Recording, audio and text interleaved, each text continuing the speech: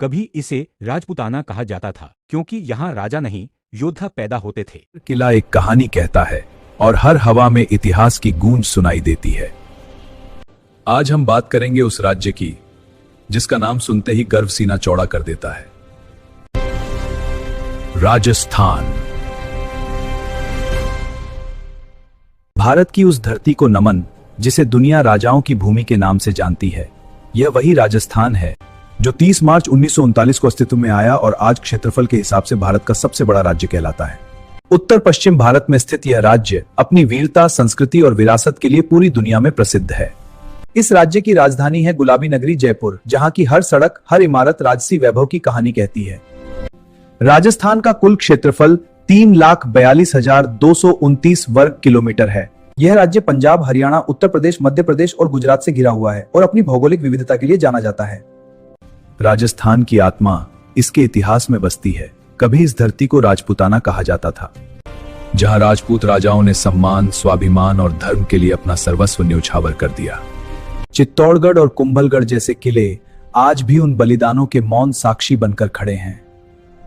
यहाँ की संस्कृति राजस्थान की सबसे बड़ी पहचान है। राजस्थान की सबसे बड़ी पहचान है।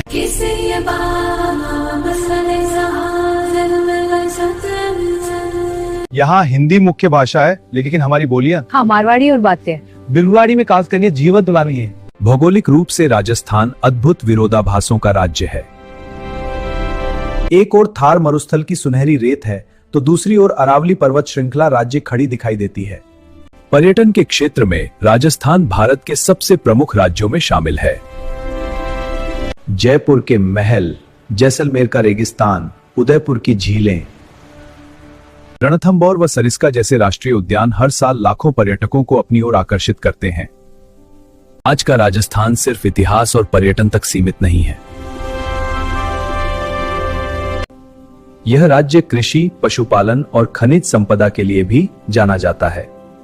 जस्ता, तांबा और संगमरमर जैसे खनिजों में राजस्थान भारत के समृद्ध राज्यों में गिना जाता है।